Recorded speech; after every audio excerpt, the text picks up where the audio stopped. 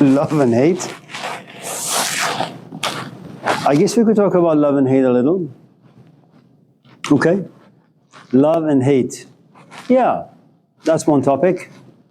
Is it okay if I ask for... Yeah. Any other topics out there? Josh? Love and desire. Love and desire. And if you're in the post, you use the word love in place of desire, and I've got them semantically, I have my own semantic little ideas about them in my head. Okay, so let's do desire, love, or love, desire, love, and hate. Okay. Yes. Naomi. I was going to talk about the reference to Dante and sort of like the idea if you can like, love unconditionally without corruption, without maybe corrupting each other in the process. Okay. Love, hate, desire, corruption. Oh, they're all tied. Okay. Anyone else? Max? Faith. Faith. How we use that? Faith or fate? Fate. Yeah. Fate. Okay. Okay. Andrew? About self-observation.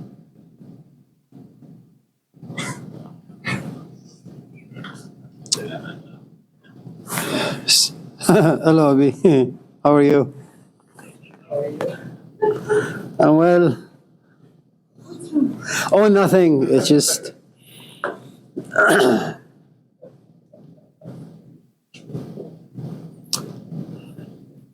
Yeah. That's your wife, right?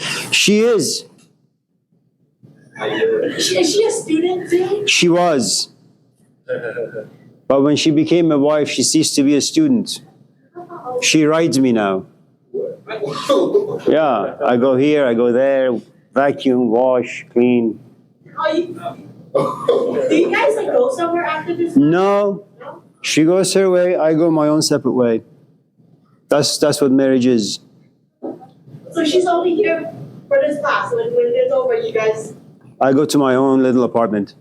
Oh, okay.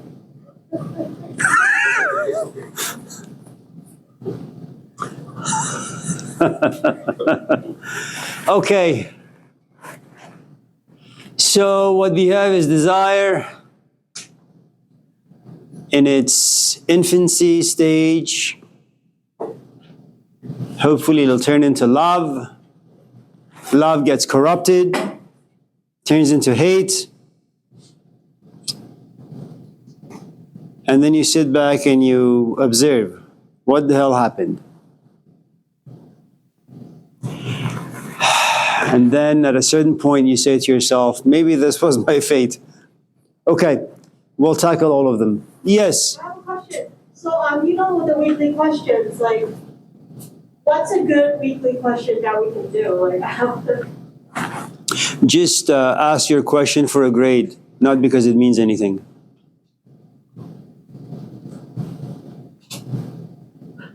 Okay. Yeah.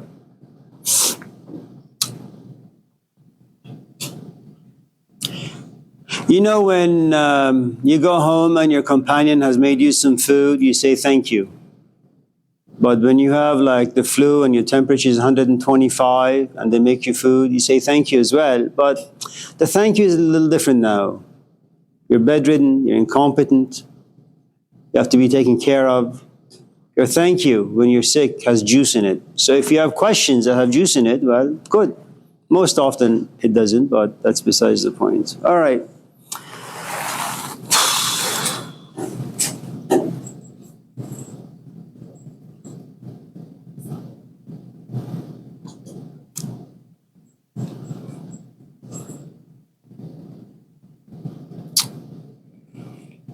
All of you have asked very, very difficult questions.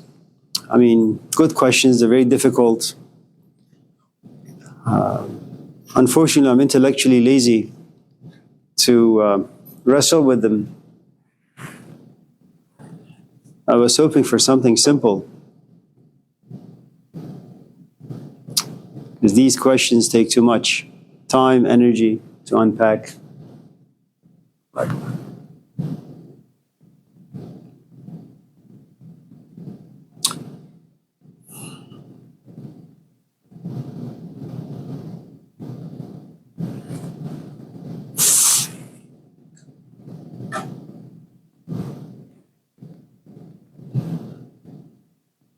So let me tell you a story first.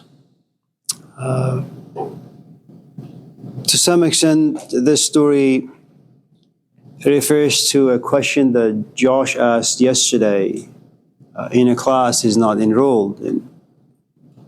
It's about passion. It's good, finding your passion. And then we'll talk about desire and how sometimes it can backfire without us knowing.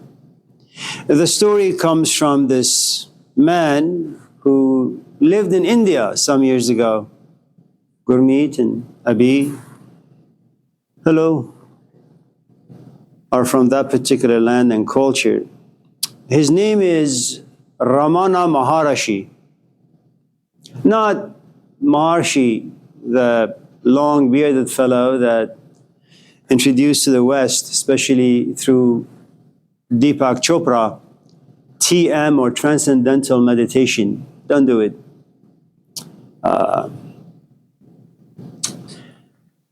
I think at the age of 10, 11 or 12, Ramana Maharshi had just came home from school. He was in the kitchen trying to make himself Zachary's pizza. And all of a sudden he had this feeling that he's going to die. And it's a very traumatic experience or feeling that you're a young kid, you have your future planned out, at least to the best of your ability. And all of a sudden, there is the presence of imminent death, and you have no idea if you're going to live to see tomorrow, what's going to happen to hopes, dreams, especially if you happen to be somewhat older. You never forgave your mom or forgave your dad, your brothers or sisters or kids, or they never forgave you, you never got a chance. At any event, initially this 10-year-old kid is profoundly scared, and then all of a sudden, whether it's self-observation or something else, it kicks in and says, if I'm going to die, maybe I should die peacefully. And so he lays flat on the kitchen floor and says, at least let me observe and experience how this death is going to capture and ultimately consume me. And without any warning, he has this feeling that he is leaving his physical body. And he does, supposedly, allegedly. And he sees himself near the ceiling, and he looks down and he says, oh, well, that's my body. And this is me, but a different part of me. Is it true that I am not my body? Good morning. And if I'm not my body, am I this other thing? Like a spirit or a soul, whatever you may want to call it. And so he looks down at his corpse and he says, how foolish that for the past 11 years of my life, I've been pursuing all the wrong things in life. Lucky for him, he wasn't 45 or 60. And so after a few seconds, he drops back into his body and he says, well, since I'm not really my body, and my body is nothing but a corpse, a vehicle that carries my spirit, maybe I should no longer pursue the things that my body demands. Maybe I should go on the spiritual quest, whatever that may mean. And so once he's dropped back into his body and he becomes curious about who and what he is, he goes to his brother's room. His brother was asleep. He steals about 10, 12, 20 rupees, gets on a train, and goes to this town. I'm going to pronounce it incorrectly. It's called Aranarchula, I think. And it was known for the city of sages and philosophers and monks and monkettes. And like the Buddha, like any one of us in this classroom who once in a while become interested in such foolish things, he sits, closes his eyes and meditates, and then he finds a monastery, goes to the basement and just sits there. When they find him eventually, they realize that his legs, his thighs were all bitten by insects, and they bring him up, they cure him, heal him, and they ask him about his experiences, but he doesn't say anything. And that's one of the nice things about being a really, really, really, really good teacher, that you don't talk about experiences, you don't want to contaminate them with language. You don't want to contaminate them by speaking about your experience into other people's ears and having that experience being contaminated by people's interpretation that is related to their own unique, very limited history. So he's very, very quiet. But something about this man had changed so much that they built this structure for him, this temple for him. And every morning he just goes there and sits. He doesn't talk, he doesn't give lectures, he doesn't give sermons like all the other teachers. He just sits there. And people from the east, west, north, south, they go to him. They just sit there and just look at him.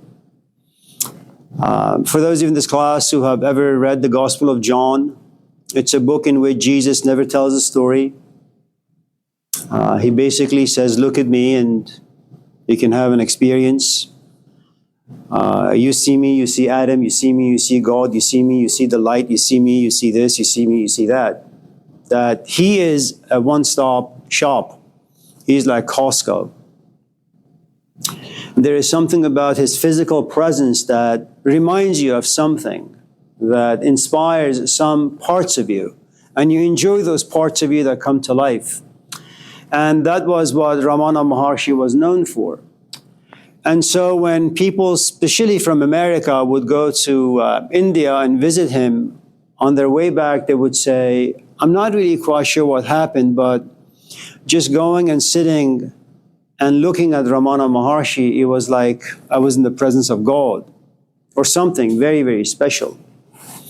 So later on, he came to be known as the silent sage of India. There are not very many things about him on YouTube.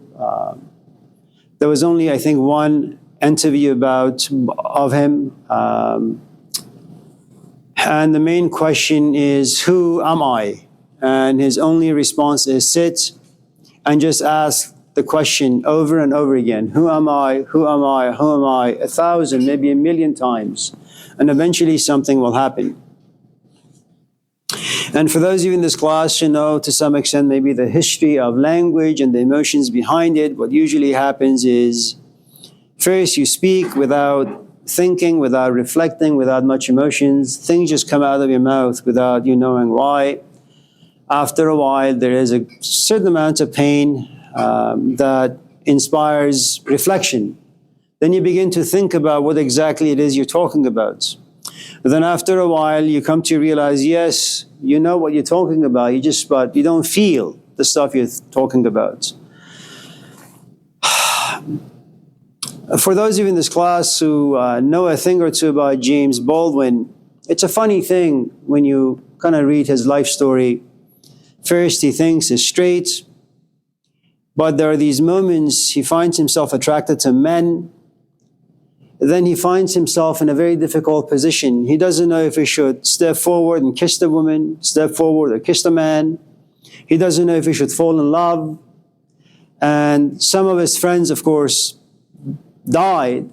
And his only regret was, why didn't I tell them I was in love with them while they were alive? And so what I'm trying to say is that there are these stages to language. Sometimes language is callous, it's unreflective. Sometimes language is filled with reflection and thought. Sometimes language is filled with emotions and reflections. And sometimes when you're so rich on the inside, there is no reason, there is no need to express anything. You are your own best companion, and you have the capacity to keep things to yourself.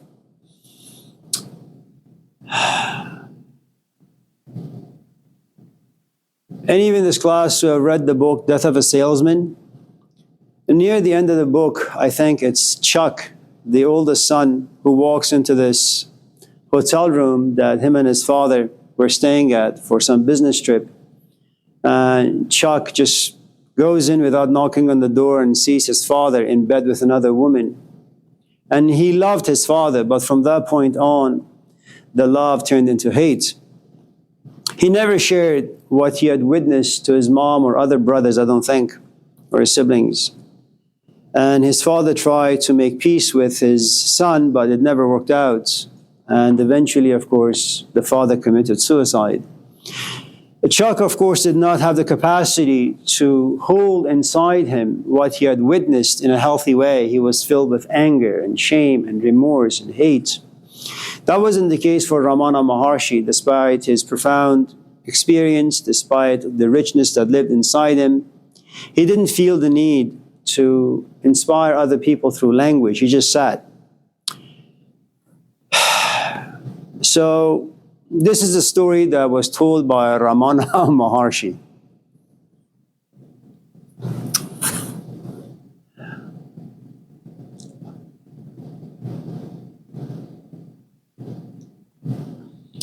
There is a stone cutter. You guys know what stone cutters are, right? Instead of working with 2x4s, you just work with rocks. And the stone cutter wakes up early morning, like about 4,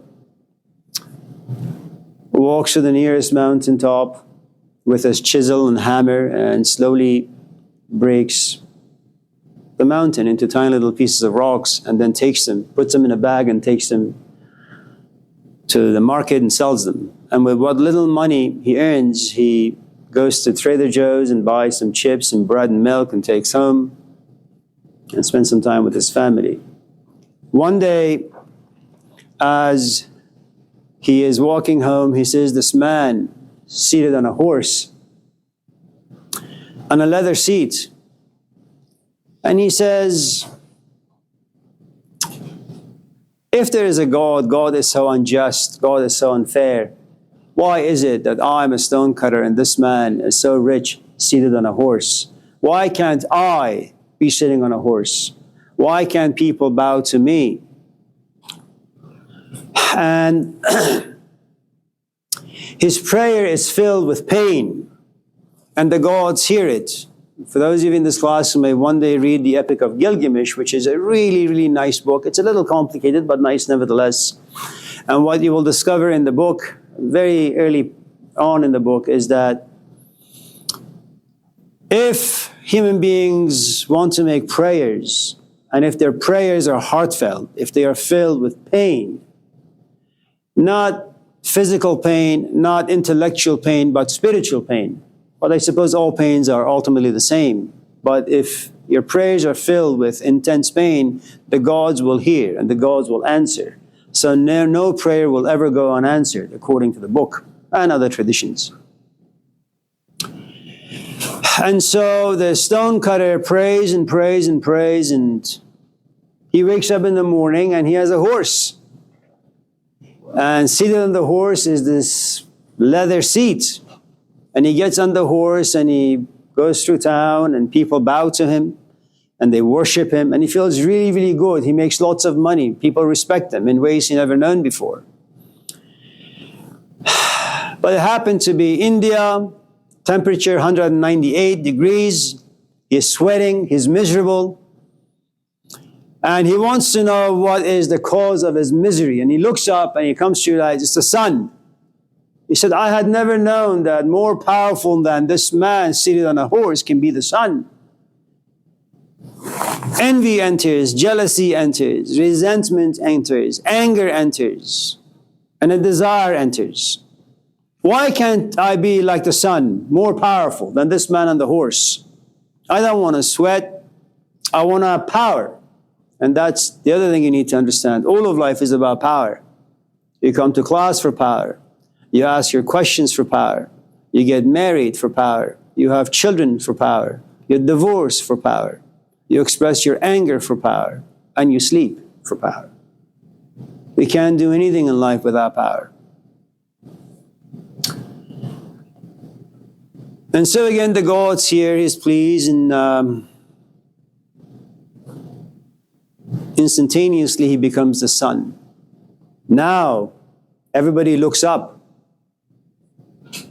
In his honor, they create Amun-Ra, the sun god in Egypt. They worship him.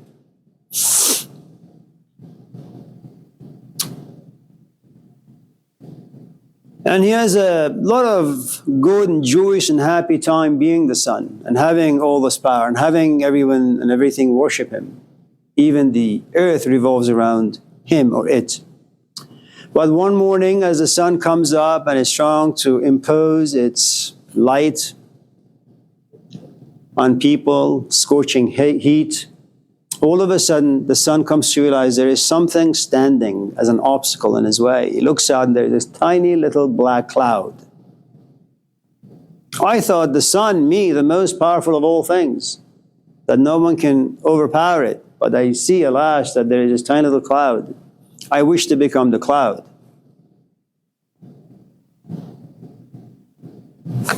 Becomes a cloud. Doom and gloom everywhere. Hurricanes, storms. And it says there is nothing more powerful than me, the cloud. One day the cloud wakes up and it's being pushed around. It looks out there and there is the wind. So, more powerful than the cloud is the wind. I wish to become it.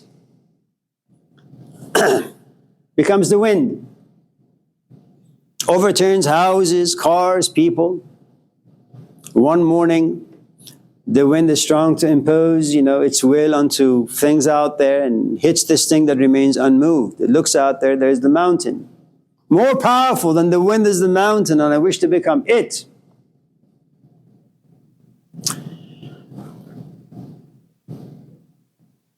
There is no end to human desires. And at every point, the former stonecutter imagined that he has found his passion. His passion was to have a horse. His passion was to be the sun. His passion was to be the cloud. His passion was to be the wind or the mountain. And as time passes, it reveals to him that no, he had the wrong passion. And then as the mountain that he is now, one day he gets up and he hears this sound. He looks out there and there's this tiny man with a hammer and a chisel. And he looks up to the gods and says, more powerful is this man with a hammer and chisel. I wish to become him. And he goes back to becoming what he's always been, a stonecutter.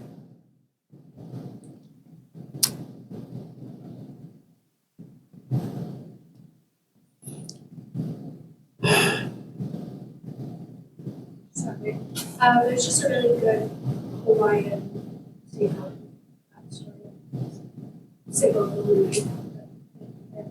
Really? What's the movie? I think it's just called like The Stone Cutter. Oh, I thought you were going to talk about Moana.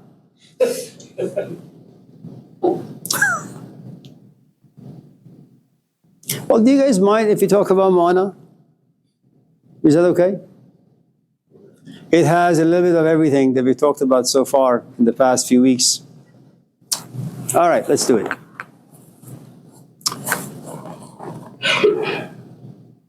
That's the title for this class today, Moana.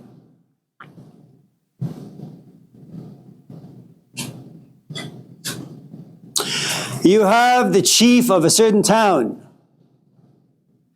a man with experience. And the most important of his experience is one of trauma. He went out with his buddy. Yes, I understand. The boat overturned.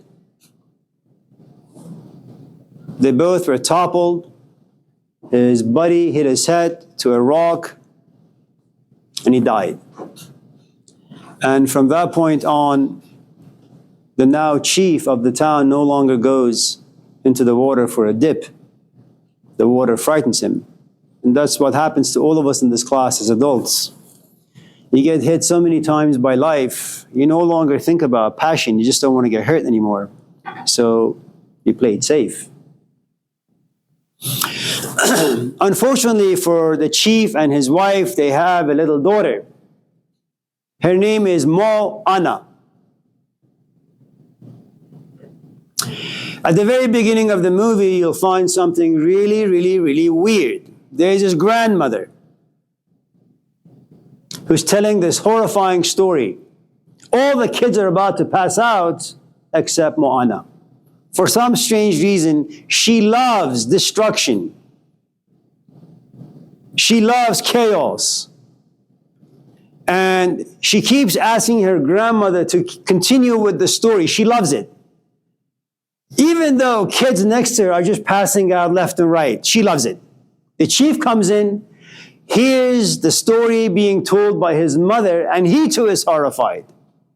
And he looks at the kids and says, "Oh no, my mother is just joking." Fate. All of us in this class are born either to be a stonecutter, or to be a son, to be a Socrates, to be a Plato, to be a commoner who works at Home Depot, a commoner who teaches. But all of us have a tendency of looking at another, having envy for what they have, resenting for what we have, not being satisfied, and so desires come about, passion comes about, we pursue, we obtain, we get bored, and we realize, nope, we've missed our chance, perhaps. Moana loves water. Moana feels as if she wants to be free. Her grandmother is like Socrates. He keeps telling her that, Moana, you have the capacity for freedom. The rest of the people in this town don't. They follow tradition. They follow customs. They follow rituals. You, on the other hand, you can break away from all things. If you're a James Baldwin, a Jesus Christ, a Socrates, you are a law unto yourself. But if you're not them, stay in the boundaries of customs and rituals. Do your PhD in philosophy and play it by the book. Don't be a Socrates. Okay?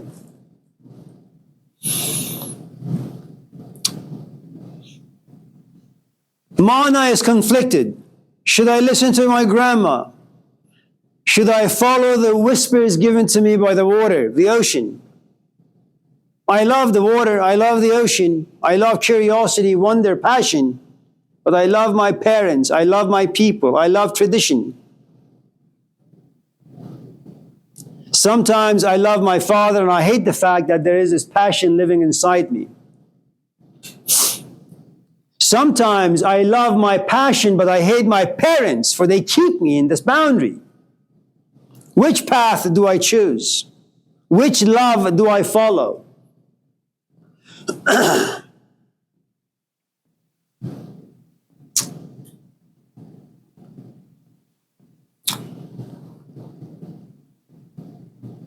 And so one day his grandmother says, "Listen, there is this cave that's been covered by your father.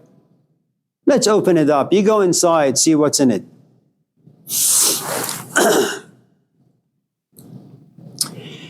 And she comes to realize that they've always been voyagers, wanderers. They've always been curious about life. They're like Socrates, a gadfly. They were always meant to fly. They were never going to fall victim to the assumption that human beings can ever find stability down here. You fall in love, you experience stability for about 5-10 minutes or 5-10 months. Then you come to realize you don't like this person that much anymore. You come to class, you like it for the first few weeks, and you realize it bores you. You get a job, you love the paycheck, then you realize it's a waste of your time. Stability is never to be found by us human beings. All we touch ultimately becomes contaminated. It becomes corrupt. So Moana, like all foolish young teenagers, like Socrates, she assumes that just because she's discovered these beautiful boats, and just because she's come to realize that they're voyagers, they're meant to live in the ocean, that if she was to run to her father and her community and tell them the news, they'll be happy, they'll rejoice, they'll all pack up and go on the boats and travel on the oceans. She goes in while her father is giving a sermon, no different than Socrates and the people in the agora, the city. Socrates assumed that he's going to be welcomed by the Greeks, but he wasn't. Moana assumes that she's going to be welcomed, but she wasn't. Her father looks at her and says, "You're contaminating people's psyche by telling them all the things you have seen. That's not for us anymore. We're no longer voyagers. You're my daughter. You're supposed to guide the people." And she's about to. But then her grandmother comes forth before she passes, and she says, sometimes you just have to hear the voice that lives inside you and follow it. And now, again, you're stuck in two loves. You love your parents, you love your people, you also love the passion that lives inside you, the kingdom of God, if you will. The gadfly that lives inside you, that bites you at every moment it gets. Eventually, Moana comes to realize you can't serve two masters. She turns her back to her parents, she turns her back to her community, to her people, and goes to the boat, and on the boat, she goes into the ocean. Now, like all of us young people who hear the voice from within, and not many of us actually have that voice, but we follow it, assuming that just because you hear something, you also have the capacity to write it.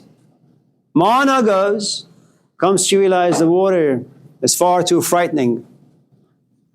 She wants to go back, but it's a little too late now.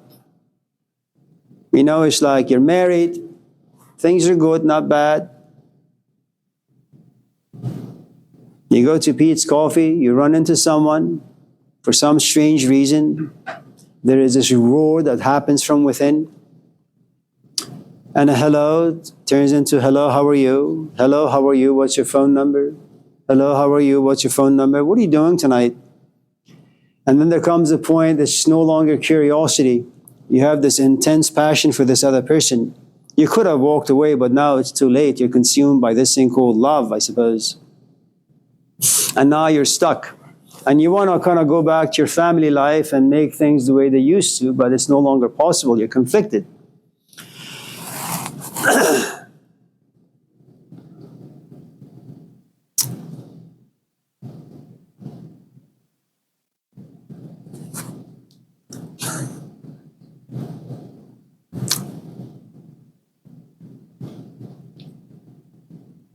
So that's all from Moana.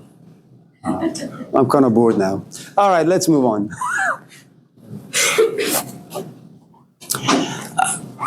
Do you have any questions before I continue with fate and all this other stuff? Samuel. What do you think power is?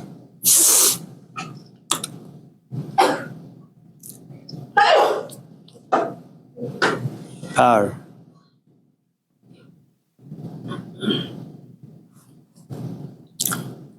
Do you have kids? Thank God.